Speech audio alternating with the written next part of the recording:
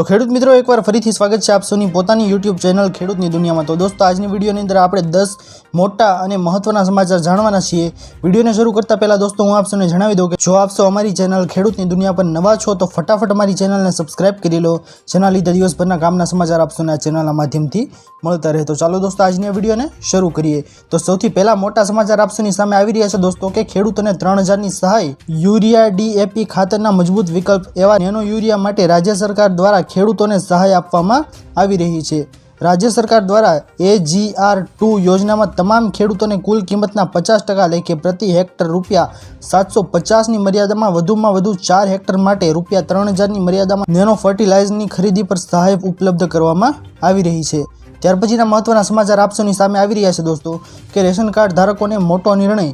सरकारनी सूचना मुजब रेशन कार्ड ने एक्टिव राखवा माटे तेमज रेशन कार्ड साथे जोड़ायेली योजनाओनो लाभ कार्ड धारकोने मळे ते माटे तमाम श्रेणीना रेशन कार्ड धारको जेम के NFSA राष्ट्रीय खाद्य सुरक्षा एक्ट, नॉन NFSA तेमज APL 1 અને 2 એટલે કે ગરીબી રેખા ઉપર BPL એટલે કે ગરીબી રેખા નીચે અને અંત્યોદય હોય તેઓને જરૂરી ડોક્યુમેન્ટ સાથે રાખી ખાસ કરીને આધાર કાર્ડ સાથે સંબંધિત મામલતદાર કચેરીની પુરવઠા શાખાને સંપર્ક કરવો, તાત્કાલિક KYC કરાવે તેમ જિલ્લા વહીવટી તંત્ર દ્વારા જણાવવામાં આવ્યું છે।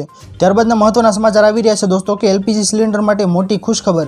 ઉજ્જવલા યોજના વર્ષ 2016 માં શરૂ કરવામાં આવી હતી। યોજનાના લાભાર્થીઓને નાણાકીય વર્ષ 2024-25 દરમિયાન એક વર્ષમાં 12 રિફિલ આપવામાં આવે છે।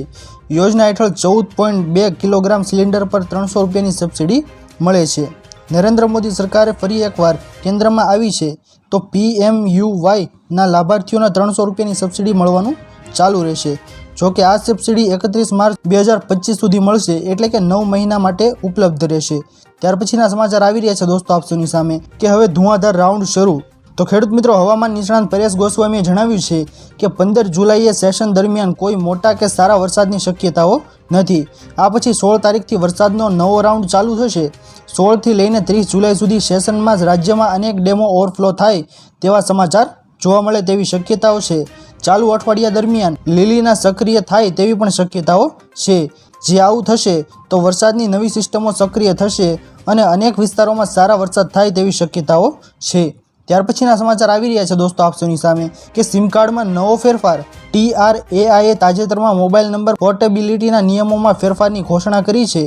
आ नियम अंतर्गत जो सिम कार्ड चोरी थई जाय के खराब थई जाय तो तेनी जग्याए नवुं सिम लेवानी प्रक्रियामां फेरफार थई जशे। कोईपण व्यक्ति 7 दिवस सुधी अन्य कंपनीमांथी नंबर ट्रांसफर नहीं करावी शके। टेलिकॉम कंपनीए सिम बदलावा के नवुं सिम लेवा माटे 7 दिवस पूरा न थाय त्यां सुधी यूनिक पोर्टिंग कोड आपी नहीं शके।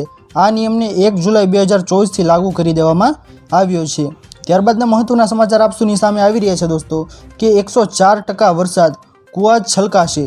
तो दोस्तों आ वखते ચોમાસું પણ 104% ઉપર રહેશે તેવું અંબાલાલ પટેલે અગાઉ જણાવ્યું હતું। ખાસ ગુજરાતમાં ખૂબ સારા સમાચાર છે કે જગતના તાત વાવણી માટે તૈયાર કરે અને સારા નક્ષત્રમાં વરસાદ થાય તે સમયે પણ ખાસ જગતના તાત માટે 22 થી 28 તારીખની વચ્ચે વાવણી કરી શકે છે કે ઉત્તમ સમય છે તે હવામાન નિષ્ણાત અને શાસ્ત્રી અંબાલાલ પટેલે આગાહી કરી છે। નર્મદામાં પણ નીરની આવક થશે અને જળાશયોમાં પણ પાણી ભરાશે। 2024નું ચોમાસું ગુજરાત માટે ખૂબ સારું રહેવાનું છે। ત્યાર પછીના મહત્વના સમાચાર આપ સૌની સામે આવી રહ્યા છે दोस्तों કે 15 વર્ષ જૂના વાહનો ભંગાર। 15 વર્ષથી વધુ જૂના વાહનો અંગે મોટું નિવેદન। 15 વર્ષથી જૂના વાહનો પર પ્રતિબંધ નથી, નીતિન ગડકરીએ તેવું જણાવ્યું છે। આપણે કોઈને કોઈ પાસે સાંભળ્યું જ હશે કે 15 વર્ષથી વધુ જૂના વાહનો પર પ્રતિબંધ છે।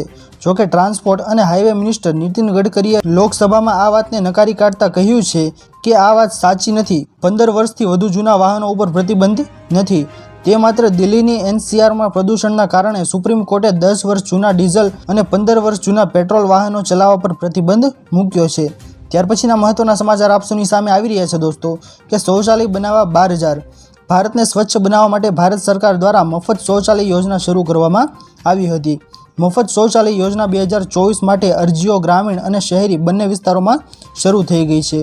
આ યોજના સંબંધિત અન્ય માહિતી આજના લેખમાં ઉપલબ્ધ છે। આ યોજના હેઠળ 2019 સુધીમાં દરેક ઘરમાં શૌચાલય બનાવવાનું લક્ષ્ય નક્કી કરવામાં આવ્યું હતું જે હવે 2024 સુધી લંબાવવામાં આવ્યું છે। હવે સરકાર સ્વચ્છ ભારતને પ્રોત્સાહન આપવા માટે નવા પગલાં લઈ રહી છે। ત્યાર પછીના મહત્વના સમાચાર આપ સૌની સામે આવી રહ્યા છે દોસ્તો કે પશુપાલકો માટે ખુશખબર। પશુપાલન ખાતાની વિવિધ યોજનાઓ જેવી કે પાવર ડ્રીવન 4 કટરની ખરીદી, કેટલ શેડ બાંધકામ, બકરા એકમ એટલે કે 10 બકરી પ્લસ 1 બકરો, ગાભણ પશુઓ તેમજ વિચાયેલ પશુઓ માટે ખાદ્ય દળ તેમજ 50 દૂધાળા પશુઓ એકમની સ્થાપના, વ્યાજ સહાયની યોજના, દૂધ મંડળીઓ માટે દૂધઘર તેમજ ગોડાઉન બાંધકામ તથા મરઘા પાલનની યોજનાઓ તેમજ કૃત્રિમ બીજદાનથી જન્મેલ શુદ્ધ ઓલાદની વાછરડી માટે સહાય, કુલ 28 યોજનાઓ માટે આઈ ખેડૂત પોર્ટલ પર 15 જુલાઈ સુધી ખુલ્લું મૂકવામાં આવ્યું છે। તો ખેડૂત મિત્રો, આ હતા આજના સૌથી મોટા અને મહત્વના સમાચાર। આશા કરું છું કે આપ સૌને આજના મહત્વના સમાચાર પસંદ આવ્યા હશે। જો પસંદ આવ્યા હોય તો વિડીયોને લાઇક કરવાનું ભૂલતા નહીં। ચેનલ પર નવા આવ્યા હો તો અમારી ચેનલ ખેડૂતની દુનિયાને સબસ્ક્રાઇબ કરી અને બાજુમાં આપેલા બેલ આઇકનને પણ પ્રેસ કરી દેજો, જેના લીધે દિવસભરના કામના સમાચાર આપ સૌને આ ચેનલના માધ્યમથી મળતા રહે। તો દોસ્તો, મળીએ હવે પછીના વિડીયોમાં, ત્યાર સુધી જય હિન્દ અને વંદે માતરમ।